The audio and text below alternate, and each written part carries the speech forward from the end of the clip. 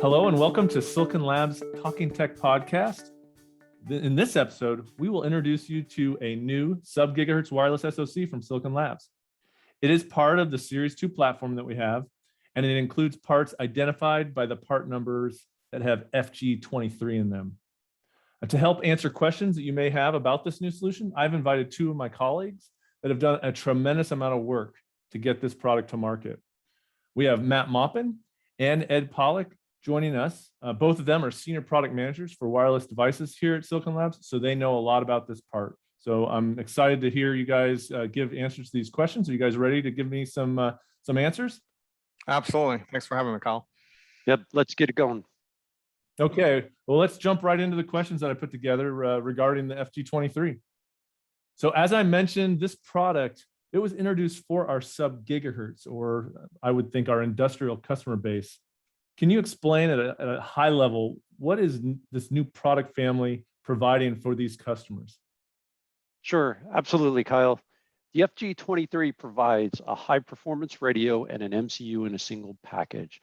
The radio supports all common sub-gigahertz bands worldwide and has about 3 dB improvement in sensitivity over other radios in this class. That means you can communicate over longer ranges. We've seen it over a mile. The platform is also optimized for power consumption, making it a great choice for battery-powered applications. Not only is it high performance and low power, it's also secure. This is the only sub-gigahertz solution in the market to meet ARM's PSA Level 3 requirements. All right, well, yeah, you covered a few things. Why don't we dive into a little bit more detail on a couple of them? You talked about radio performance and reaching about a mile. So let's talk about that. So this is the first sub-gigahertz radio device that we've had since our EFR FG13 family. However, there are a lot of improvements that have been made to help bridge the gap to make this a more successful transceiver. And I think it even includes some features that were real prevalent in our SI44SX products for people that use those. Maybe Matt, why don't you touch on what are some of the major radio improvements that customers will really like about the new FG23? Absolutely. So, actually, there's been a lot of improvements in this device. Some are what I'm going to call more behind the scenes, and some are more directly visible.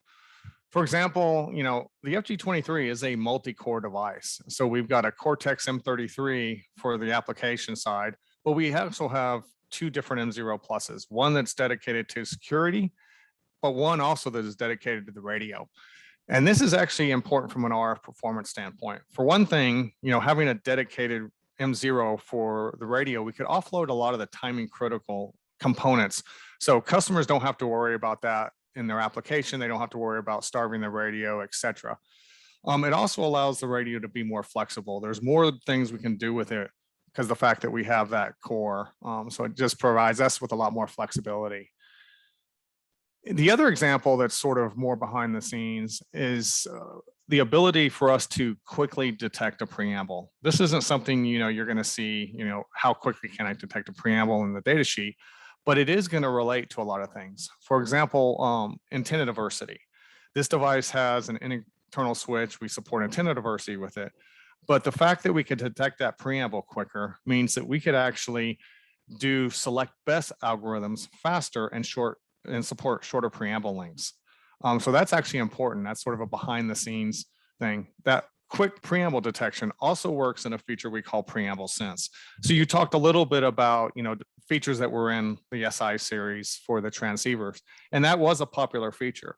And, we had it in series 1 as well, but in this device, we've actually improved it because we could actually do that quicker, which means we could be asleep for a longer time. So preamble sense, if you're not familiar with it, think of it as duty cycling our receive mode. We go to sleep, we wake up, we look for a preamble. We go to sleep, we wake up, we look for a preamble. The faster we could do this, the longer we could stay asleep. And therefore, the lower the current consumption goes in this duty cycle receive mode. So that's sort of one of the behind the scenes improvements that directly relates to overall radio performance. Other things that are probably a little more visible and relate directly to the data sheet are things like our frequency coverage. This device supports everything from 110 megahertz to 970 megahertz. We do have a small gap from 728 to 741, but that's much better than previous generations. So that gives, again, more flexibility to designers to make sure that we cover their needed frequency range. The other thing that we've done is we've improved sensitivity. Ed mentioned about the 3 dB improvement. That's done a couple of ways. One thing is we've improved the noise figure on this device versus previous generations. And we've also made improvements in the modem. So for certain modulations, the improvement's actually over 3 dB when you combine these together. So great performance. And as we all know, 3 dB is a pretty big number and can significantly improve the overall range and link budget. And of course, there's still other areas that we maintained performance. So while we may not have improved things, we maintained it. For example, one of the things that is outstanding about our radios is we can support plus 20 dBm output power without an external PA or a front end module. And so again, this is all about link budget and range. So, while that's not a big improvement, we continue to lead in those areas. So, I can go on the radio. I think it's a great radio and I love what we've done on this, but in interest of time, I think I'll stop there. That gives them some good insight to some of the key areas. No, that was excellent. I just in that first question, I already learned a few things with the 2 cores. In addition, I always forget that with the security having an M0 and the radio having an M0, a huge benefit for the application processor. So that's something that I overlooked. So thanks for reminding us. Yeah, absolutely. And then all those radio features, like you said, I'm sure there's a ton more. We could probably have a different podcast entirely just on radio performance. So that was great. But let's step into maybe Ed, you can talk about this. What are the applications that you guys are seeing? I mean, you've talked to customers about this for quite a while as we've been developing it. What are the customers most interested in about this product? What types of applications? Sure, Kyle. Yeah, the FG23 reaches across a large variety of applications in the industrial space and even in the home markets. With its long range, we are seeing asset tracking applications with the Amazon Sidewalk Neighborhood Network.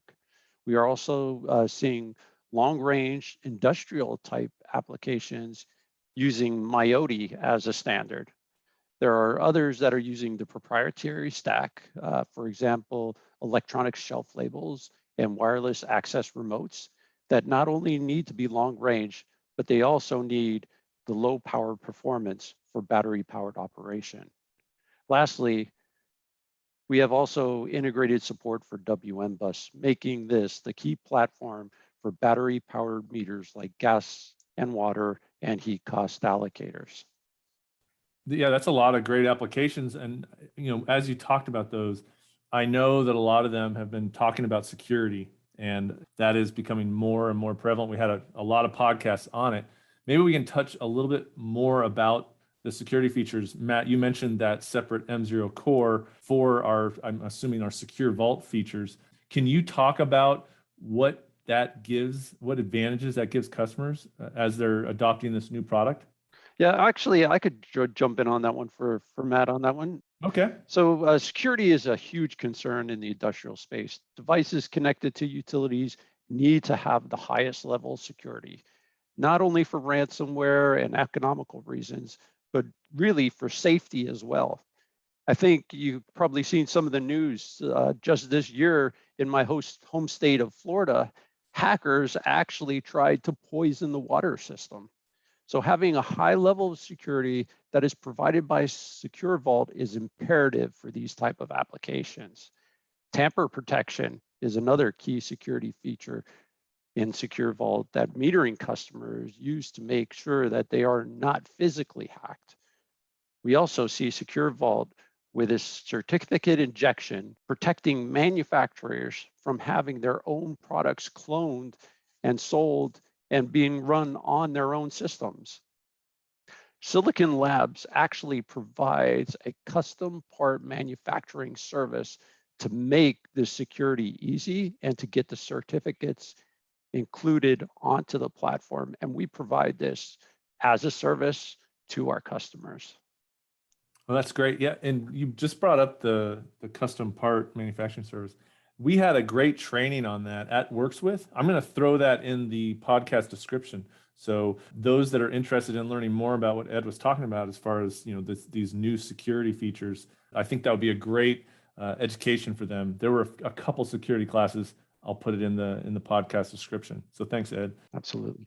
What new resources, Matt? I know that's what keeps you guys busy quite a bit, is resources to help customers, whether it's new kits, software, application notes. Can you talk a little bit about what you guys have done to make it easier for customers to evaluate and start using the FG23?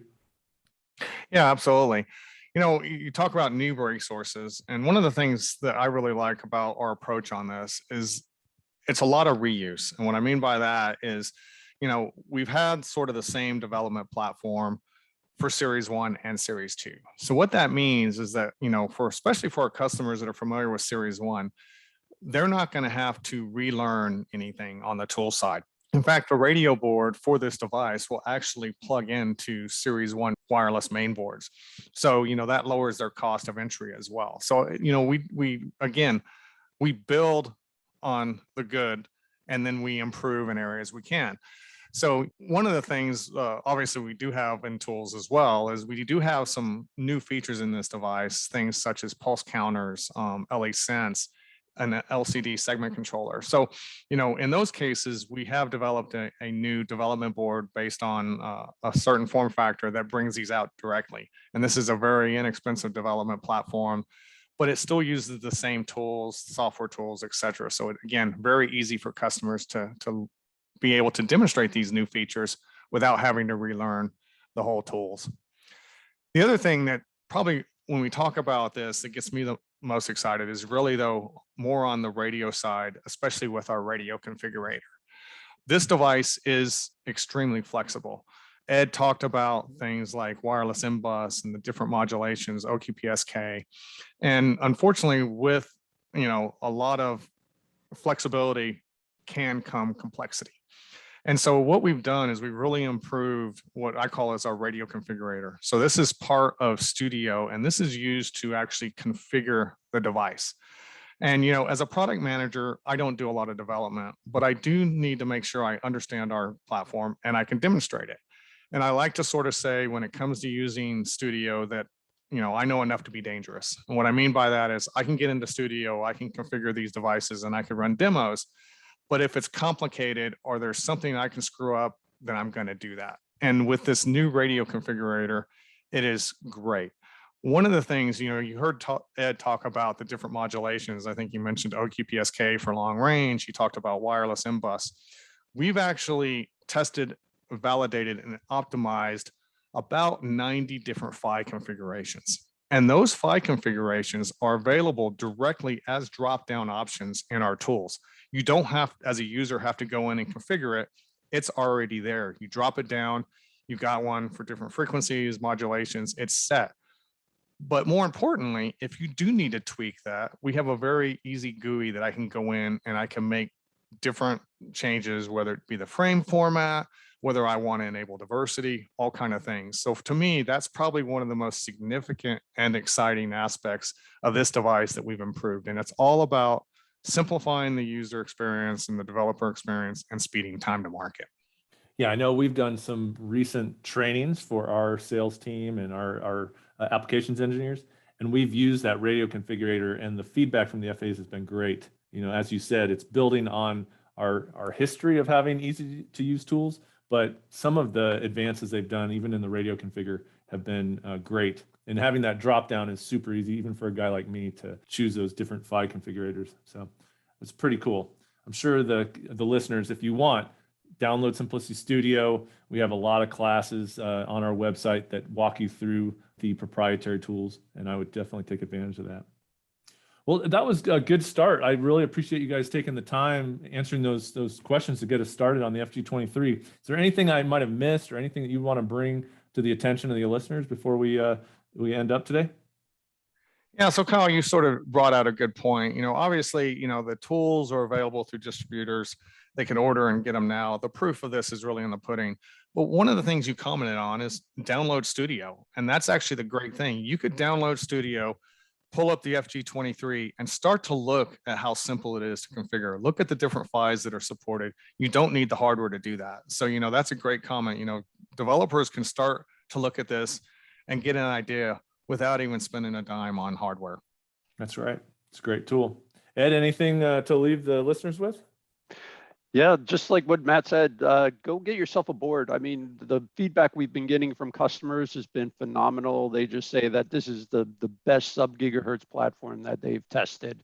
And we'd like to have you challenge that. All right. Well, again, thanks to both of you for taking the time to help our listeners understand more about this latest product. It was terrific, and your answers were definitely very helpful. Awesome. Thank you. All right. Thanks, Kyle. Sure. Now, I did put a couple links in the podcast description that will help listeners with a couple trainings, one on the features that Matt talked about, and then the other one just on some good old proprietary training. So with that, I'd like to thank everybody for taking time to listen to our podcast. And until next time, everyone, stay safe.